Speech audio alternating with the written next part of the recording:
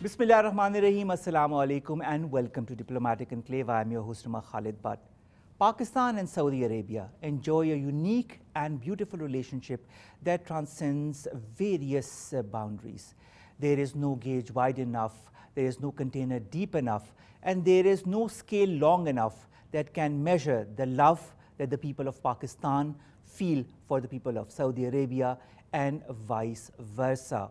We have the privilege today of having with us somebody who's been in Pakistan for 8 long years, between 2001 and 2009 as the ambassador. He is one of the rare ambassadors to have been given the award of Hilal-e-Pakistan, one of the highest Pakistani civilian awards, when he was staying in Pakistan, for forging the unity and strengthening the brotherly relations between Saudi Arabia and Pakistan.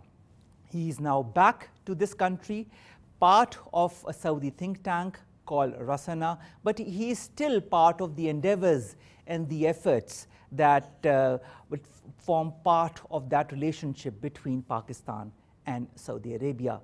His name is His Excellency Dr. Ali Sayyid Awadh Asseri, and he's our guest in this very episode of Diplomatic Enclave. Excellency, thank you very much to have given us the time. My pleasure. Excellency, Pakistan is nothing new to you. You've been here for 8 long years. Has anything changed between 2001 and 2009 and now in 2018 when you returned to Pakistan? In regard to the relationship? Regards to Pakistan, to the country, to the relationship. Well, I have seen positive development here. First of all, please allow me to convey through you and through your screen to the people of Pakistan. My family and I, we would love to thank them for hosting us for almost 9 years, not 8 years. And through our stay here, we felt very honored to be associated with the Pakistani people, the Pakistani officials, and we could only make dua for this country and the people of Pakistan because they left very wonderful, unforgettable, fond memories to me and to my family. Secondly, in regard to your questions, I must say that I fully agree with you. I think the relationship between Saudi Arabia and Pakistan could be summarized in 3 words, and I would like this to be in the history of Pakistan: unique, profound, durable, and unbreakable. So people to people's relationship survives in respect of any circumstances or challenges that meet these 2 nations. And as you said, you know, I think before the independence of Pakistan, the relationship was, you mentioned that King Saud when he was, yes. King Saud when he came to Karachi with his brothers when they were so young before they took over to be the leaders of Saudi Arabia. So we have a very strong bond, very strong ties with our Aqidah, with our, the culture is the same between Saudi Arabia and Pakistan, the same Aqidah. We don't have any differences. And through my stay here and through the people, whoever come here, they see there is no difference. They feel at home. The only thing which is different, we may wear something different and you do. So, but the values that we share, the cultural values and the religious values are exactly the same. So I'm very optimistic that our relationship has no choice but to continue rising forever. And we count on the young generation to inherit this great legacy of brotherhood and ties forever. Speaking of the legacy and the brotherhood that Pakistan and Saudi Arabia share between each other, have been sharing since the last few decades, there is a huge number of Pakistani diaspora, Pakistanis in different sectors that go and work in your country as well. And of course, that also improves the people-to-people contact between both countries. And lately you've said that in the IT sector, you'll also be needing more workforce amongst the Pakistani youth in Saudi Arabia. How would you categorize, sir, the people-to-people relationship that has developed over the last decades between these 2 countries? Well, first of all, we have almost, my memory, if my memory is right, is almost in the range of almost 2 million Pakistanis in Saudi Arabia. And they have been very helpful to their countries in Pakistan and to their families in Pakistan. I think, witnessing the ties and the interaction between both society, it cannot be compared with any other nations, to be honest with you. I was in the diplomatic field, and I have written many books in this regard, and I've taught. You can't really name two countries in the world that enjoys such a trustworthy love and affection, cooperation, sustainable growth that like Saudi Arabia and Pakistan. This is, tangible, and it could be examined and tested. And with time tested, we had the challenges of September 11th together. We were in the same boat, and we worked so closely to not to defend, because there was a great misconception on the Islamic Ummah, and when a few deviant individuals got out of their way and were indoctrinated and brainwashed and were taken for a ride to commit a crime against humanity, which Islam condemns so strongly. We had to challenge that, and we had to prove that Muslims are civilized, Muslims are educated, Muslims are against such a criminal act, and we had to deal through September 11th aftermath to change that misconception.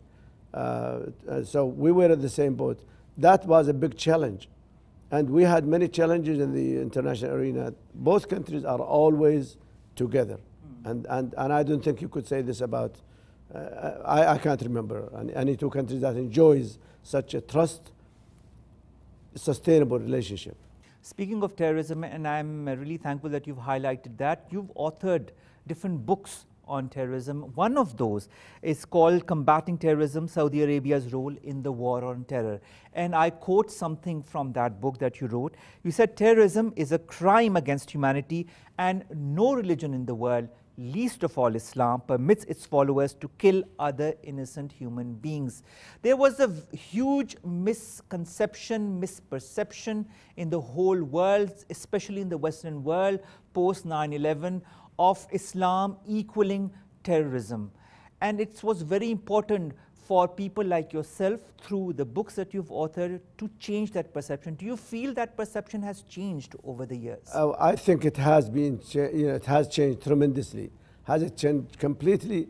I think that yet to be seen. But we should continue on that path to prove that Muslims are wonderful people. Muslims are not criminal. Muslims care of their neighbors and their friends and the other, whatever. They don't differentiate between their religion and others. The Quran taught this, lakum deenakum waliya deen. So we are not against anybody.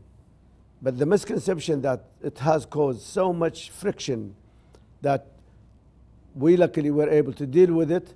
And I think any Muslim has a duty whenever he has the chance to just correct that misconception. And I know nobody could be better than Pakistanis due to the ability of communication, language communication, to be able to correct that misconception and to continue to do so. So Islam is a religion that promotes peace, that promotes brotherhood, that promotes fraternity between people, between societies, between nations. How can countries such as yours and ours work together also to tell the whole world, including the West, that listen, Islam is the best religion of all, that only promotes peace, and you need to read the Quran, to read the Sunnah, to read all the ahadiths that have been written to understand that religion and what it means for the people, for the Muslims of the world?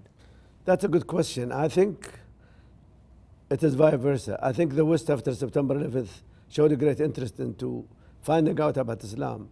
And they themselves have done so much research in the Quran and the tafsir and so on.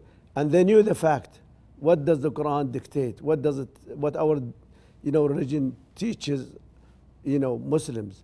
And I think that had led to some non-Muslim to be Muslims, and I think this is very true. And I know some, they have, and they are very famous figures in the world. So I don't think we have, that unfortunate, tragic that had happened in September 11th had shown that there is a misunderstanding about Islam and Muslims. Now I think they really understand Islam. Any educated Western, they have done some reading and research, and I think they are satisfied to say, any religion in the world teaches any human being to be a good human being. That's really, if you look at any religion, and I did some, I'm interested to read about other religions, and religion influences the individuals, any religion, and I think all the religions teaches human beings to be good to each other, period. How would you categorize your relationship with the current government that has come into power? I would quote something that you said recently, and you said that I wish to emphasize that our people-to-people ties are unbreakable, ever deepening through millions of pilgrims who perform Hajj and Umrah each year. I have no doubt that under the dynamic leadership of Prime Minister Imran Khan, Pakistan will develop by leaps and bounds, and its strategic relationship with Saudi Arabia will reach new heights. Yes. I think, with a new leadership in Saudi Arabia, new, ambitious, dedicated, determined to look to the future. And I think if we see the Crown Prince's previous visit to Pakistan, it shows you the priority that the leadership of Saudi Arabia gives to Pakistan. And I think the imminent visit for the Crown Prince again to Pakistan confirms that Saudi Arabia and Pakistan are enjoying such a unique relationship, and it is growing with every generation and with every government. The relationship between the people of Saudi Arabia and the people of Pakistan, enforces the leadership to have a cohesive approach towards the relationship to make it better. And the imminent visit of Crown Prince is going to achieve so much to a better relation, stronger relation, more cooperative, not only in the humanitarian or religious aspect, but economically, because that's what the people need today. 70% of our of Saudi Arabia are young, and you have almost the same figure in Pakistan. Our hope is on those people to have the right education, the right lead, and to be given the right chance to contribute not only to the relationship, in regard to diplomacy or otherwise, but economically, and that brotherhood would be reinforced between the two nations. So I think, as I said, you can't compare our relationship with any other countries, and the leadership of Saudi Arabia has always given a chance, have given an importance to the relationship of Pakistan. And that's why we have no choice but to grow, because the leadership are giving us the chance. The leadership in both countries are providing the needs for the relationship. If you would allow me to criticize here, is the private sectors. The private sectors in both countries should reach each other. Sialkot is one of your good industrial cities. I visited, Sialkot.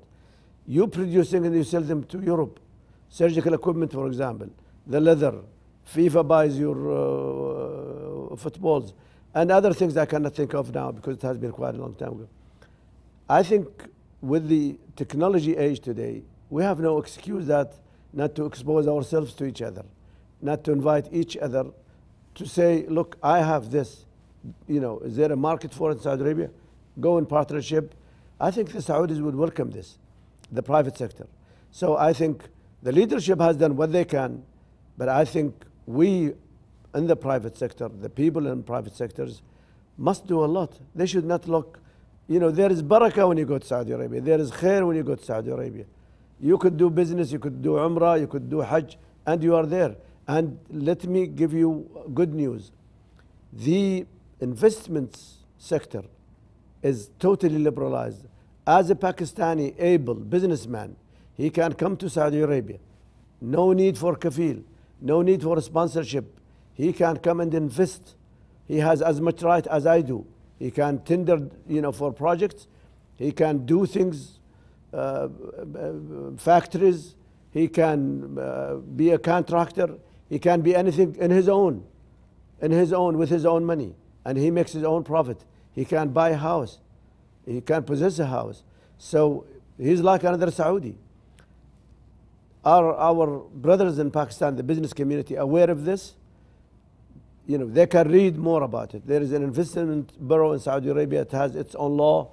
You can get your visa. You can bring your family. You can bring, your team. And my advice, go and make invisibility studies. Visit what your business can do in Saudi Arabia. If you have a factory in Sialkot, you could have a branch in Saudi Arabia, and you would make more money because you would be selling to the Saudi market and maybe to the GCC market. So let's not focus on everything, say, the leadership would do. The leadership has done what they can. They paved the road. They provided all the needs for us to move. The question is, we need to move. We must move. We have no choice. Speaking of the private sector moving together, Excellency, it's a very important aspect of that relationship that you have touched upon, because this is something that a lot of people do not know much about. Basically, they know about all the cooperation that both countries have done in various sectors. You're also one of the biggest petroleum suppliers to Pakistan as well, amongst other things, and you've taken us out of the recent economic problems that we had. You gave us a generous support of $6 billion that includes $3 billion each for balance of payment this year, and of course deferred payment on oil import annually. But the private sector is something that is a lot of people in the business sector, in the private sector in Pakistan have no idea about. How do the businessmen in Pakistan approach, how should they approach the Saudi business community or the Saudi government to kind of cooperate in that sector or in different other sectors where they want to? Number one, there is a new commercial attaché in the Saudi embassy now who has all the information, and he could provide them with all their relevant business. Number two, they can have immediate access to the Chamber of Commerce in Saudi Arabia. The Chamber of Commerce in Pakistan should also connect with their people to get more information and expose it to the community here, to the business community in Pakistan. Let the businessmen, community decide, which way to go. Before there was no commercial attaché, and visas were, you needed a sponsor, you need a partnership. Today you don't need a partnership to do your business in Saudi Arabia. You just will be like another Saudi. You open your commercial registration, you finish all the documents, which you can do it from Pakistan. You can access the website of the Investment Bureau and see what the requirements are. So people need to educate themselves. What is their second home? Saudi Arabia offers them, provides for them to do better business and to grow. Because this way you will employ Saudis, you will help Pakistanis, you will bring in experts from Pakistan to develop if it's a factory or whatever. So the chances are there. Are we taking those chances, making use of those chances? I think very few. We have, I must say, we do have some businessmen from Pakistan, and mashallah, they are doing very well.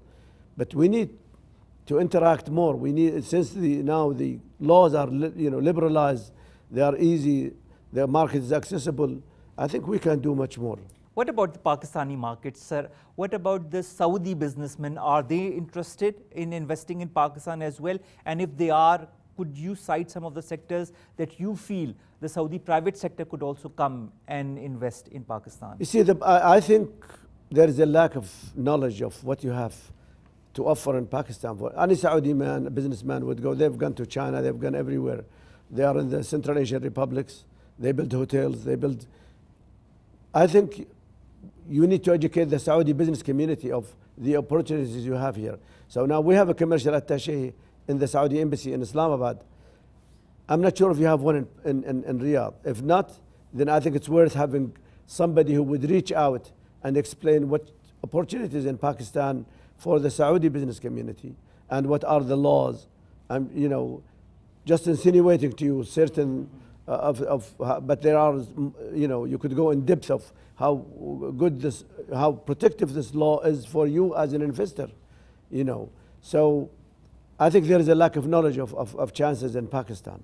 All right, sir. Also, speaking of chances, we have the China-Pakistan economic corridor that many countries, including yours, Saudi Arabia, wants to invest in.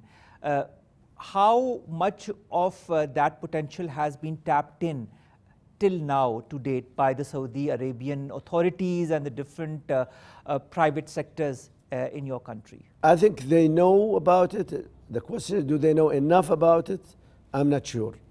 But let me emphasize on one thing. Pakistan geographically is located in a unique, beautiful place to make use. You know, they have access to the whole world.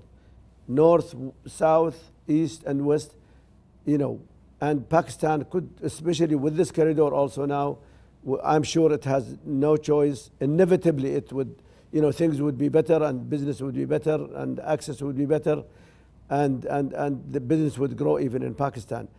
You know, if Pakistan make use of its unique location geographically, I think, you know, people will come running to invest in Pakistan and to open other projects that would benefit them and benefit the people of Pakistan. So there are many chances. The point is, I think we don't have enough communication. We have lack of knowledge. And I think, you know, we need to do more through the commercial attaches in each embassy. All right. This is, of course, your point of view, and it's very valid because there are sectors in which both countries are cooperating, whether it be food processing, whether it be steel manufacturing. We are exporting and importing different things between our countries, and there's also the $100 billion Asian Infrastructure Investment Bank that Saudi Arabia has also put up that is for the China-Pakistan economic corridor, which is financing the CPEC as part of the China's One Belt, One Node initiative.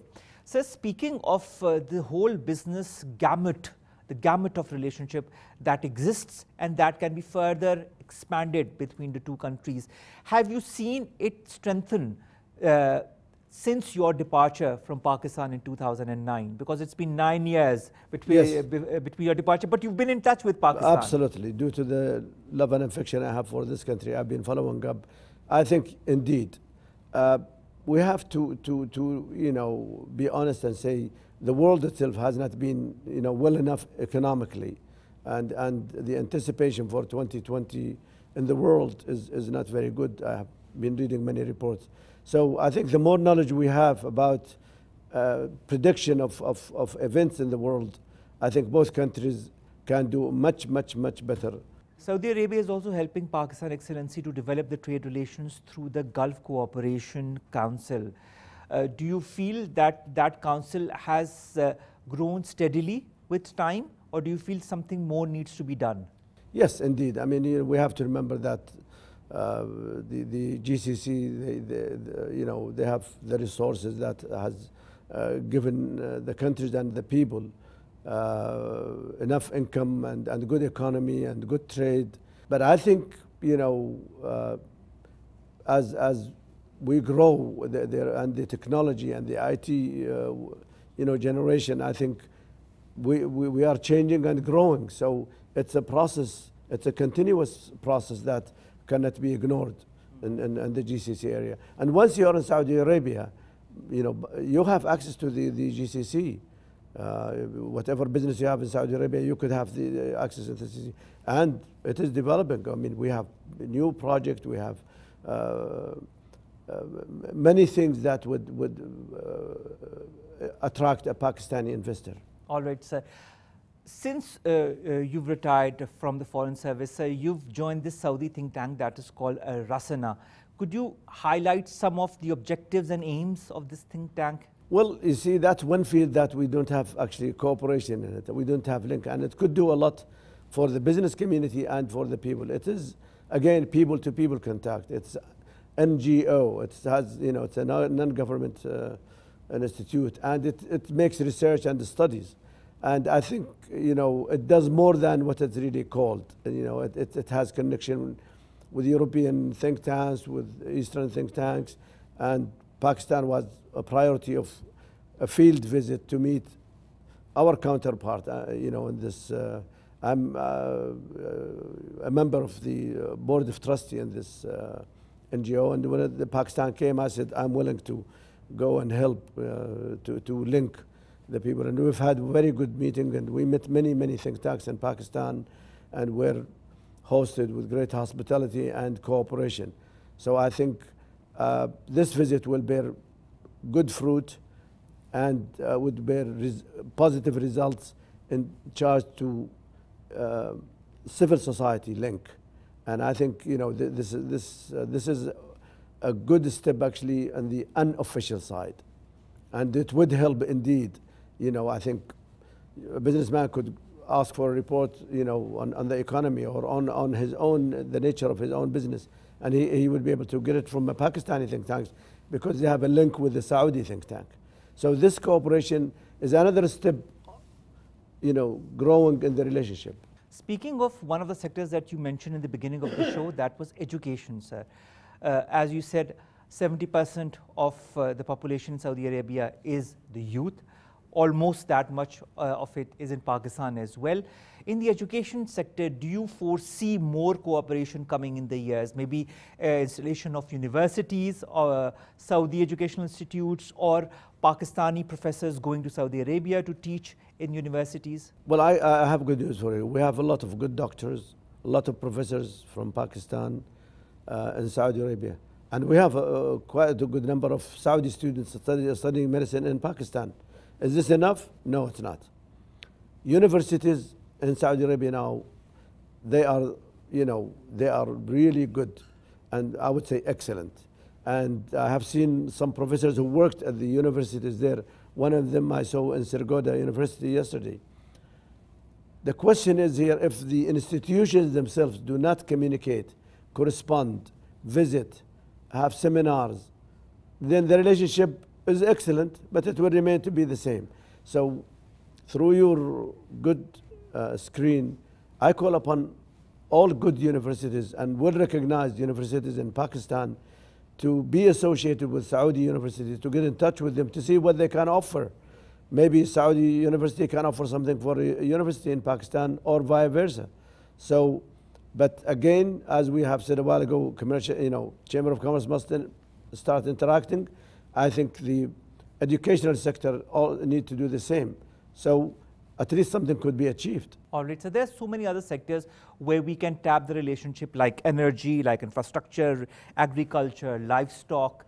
There are so many things that we, both our countries, can do together, and it's very important for people to understand. And now that Saudi Arabia has opened up even further, I think that will be a very good step in further cementing that business relationship, that economic relationship between both countries. But the relationship between Pakistan and Saudi Arabia is not just economy, it's not just its fight together against terrorism and to change the perception of Islam and what Islam means for the Muslims of the whole world, because you are the home of Islam with Makkah and Medina present in Saudi Arabia. Sir, there is also the help that you have given in the times of need to Pakistan. We've talked about the economic help that we've received from Saudi Arabia, but there's also the other help in times of crisis, like the earthquake when it happened in 2005, or the floods when it happened. Saudi Arabia has always been one of the first countries to come and say, whatever you need, we are there for you.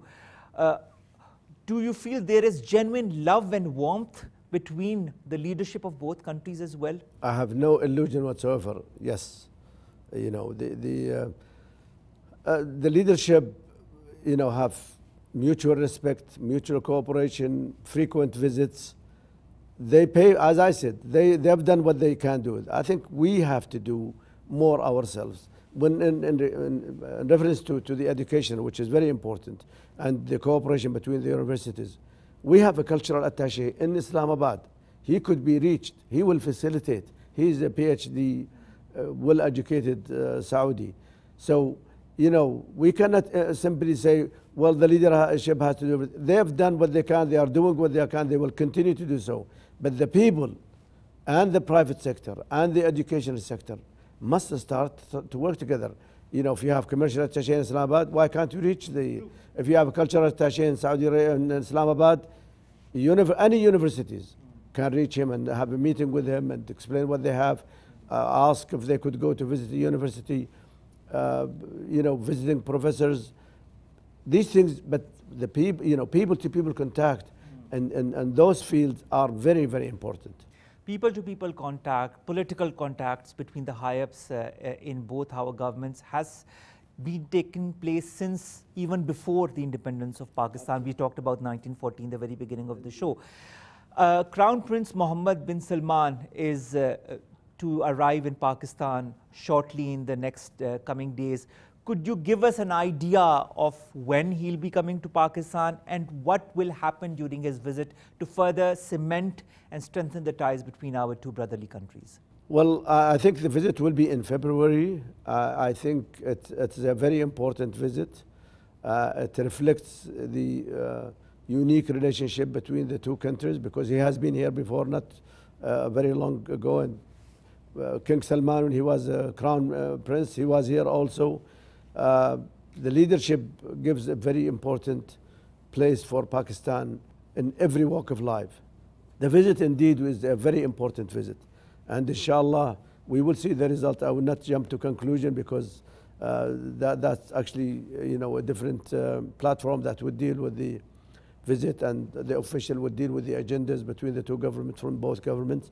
But as a Saudi citizen, to a Pakistani citizen and to the Pakistani people, I'm very optimistic of this impending visit of the Crown Prince, Prince Mohammed bin Salman, because I know the nature of the man and how much he cares for Pakistan and how much he's determined to go to the, you know, sky as far as relationship in every walk of life. But I must say, one hand cannot clap. We need both leadership to work together. And I think, you know, with the current government and the hope that the Pakistani people have been telling me that to see a big change in governmental and private commercial economy, education. So we are very hopeful. Excellency, you've talked about the openness of Saudi Arabia, how it has opened up for other countries to not only invest in it, but cooperate with it in the economic sector. Now, amongst all of that, we know that it is the hub of Islam. Saudi Arabia is the place where Kaaba is, where Muslims go every year to perform their pilgrimage, that is Hajj, for which you make elaborate arrangements. How is Saudi Arabia, in your point of view, sir, endeavoring to achieve modernity without surrendering its heritage, faith, or culture? Well, that's a good question. First of all, let me tell you, there is no way we could compromise in two things: our cultural values and our religious values. No way. And any Muslim, any good Muslim would do the same. Does it mean you just have to go to the mosque and pray and go home? No. I think the new leadership of Saudi Arabia have publicly announced that we cannot waste any more time of you know, not at the expense of our religion, our aqidah, and not at the expense of our cultural values also. But we will not waste more time. We're going to, you know, one thing we must all recognize, that Islam has been hijacked and been manipulated by the enemies of Islam. And you know, we should not say, okay, we will not moderate. No, the Crown Prince has taken very positive steps. Women are driving in Saudi Arabia today. You have movies in Saudi Arabia. What's wrong with the movie? You could access any internet today and see a movie in your own home. So there is nothing wrong. And why do your youngsters have to go to Bahrain or to go to Dubai to see a movie, you know, with his family or his young You've opened couple up the cinemas in Saudi Arabia. Arabia. You know, cinema, dignified movies are being shown. You know, that shows around the world. That doesn't, you know, when I say dignified, the meaning of, you know, nothing derogatory, you know, nothing really would be derogatory in the term of words or actions that would offend the society. At the same time, liberalizing, giving people, people to move around, to go to restaurants, to go to movies, that's very normal in any society. And it has nothing to do with Islam. Islam is our deen, and we will remain to be perfect, inshallah, believers, perfect Muslims. And that has never been mentioned that, any change in Saudi Arabia would be at the expense of, our religious values or our cultural values. There was a misconception in this, and we must correct this. Look, we have Mecca and Medina, and we pray, and we observe Ramadan, alhamdulillah, and I think any Muslim would do the same. But if you pray 5 times a day, does it forbid you not to go out and take your son to a movie, or your daughter to good restaurants, or let your wife drive? You know what this driving. Many people have, first of all, we have many women doctors who has to wake up at midnight sometime for emergency. And she drives because she was educated in the West. She can't get in her car because if she had a driver, he could be asleep or he could be not there, you see. So there are a lot of really good things of the changes, positive changes, but not at the expense of the values I have mentioned. All right. Speaking of movies, you were telling us about movies. Pakistani films have also made their entry into Saudi Arabia. We had the opening of a couple of 1 or 2 Pakistani films recently, and I hope that this cooperation goes even further, that Pakistan, Saudi Arabia can maybe also in the future cooperate in the film sector, Absolutely. in the television sector as well, because this is also part of the openness of Saudi Arabia now to other sectors of the economy. Coming a little bit further from the economy, sir, the Middle East, countries in the Middle East, some of them have been plagued by turmoil, have been plagued by issues. We also have the Palestinian issue that has been lingering for a long time. We have the Kashmir issue that is there also, that plagues the Muslim Ummah as well, because there are so many Muslims that are being affected by it in the Indian occupied Kashmir. What has been Saudi Arabia's role, and what will Saudi Arabia's role be to alleviate these crises in the Muslim world? Saudi Arabia's role has been always positive. Well, I think I must remind you and your audience that we are supporting Pakistan in their efforts in regard to Kashmir, in the United Nations and in all international forums. So that's clear, and I think every Pakistani knows this. In regard to Palestine, since I was a little boy, we used to pay 1 riyal every day for the Palestinian cause.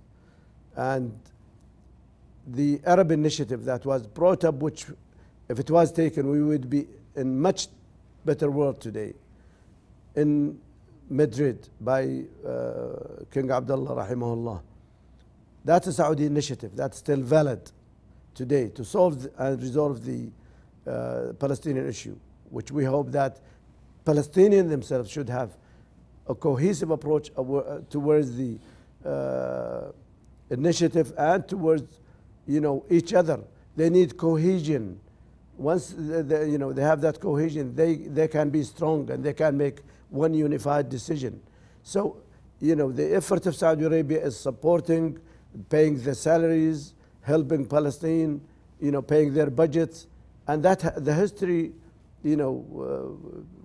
is witnessing this and has witnessed this in the past. So nobody can say Saudi Arabia has not done enough in both cases.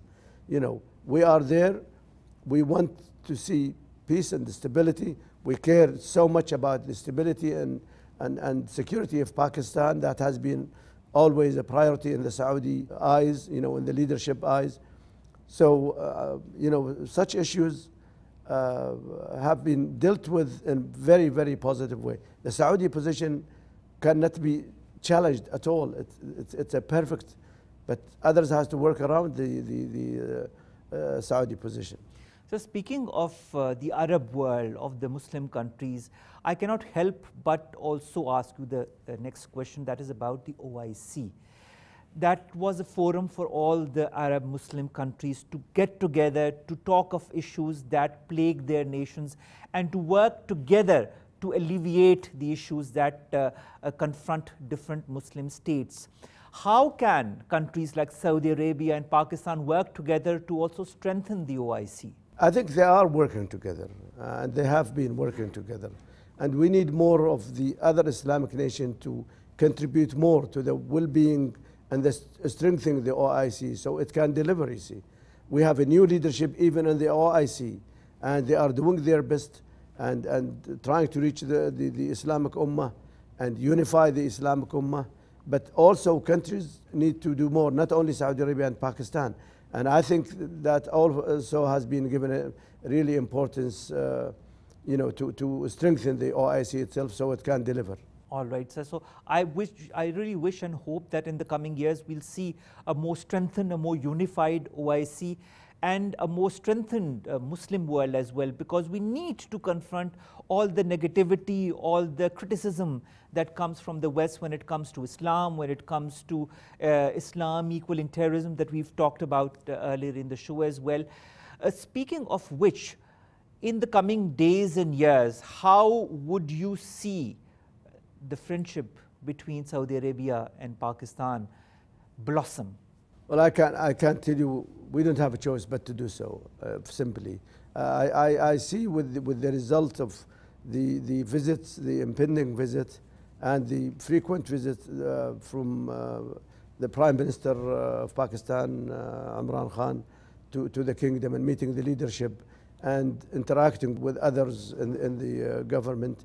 I think this again would strengthen our hope, and also, but I still emphasize that leadership will open the doors for us. They will pave the road for us, but we as two nations have to focus and maybe zoom in to see where mutual interests are, so we can do more. It doesn't help to just say good words, and we need deeds. We need actions to provide better future for our youngsters in both countries, especially with the IT age. And I can assure you, the Saudi market is very conducive for Pakistanis to come and do business in Saudi Arabia.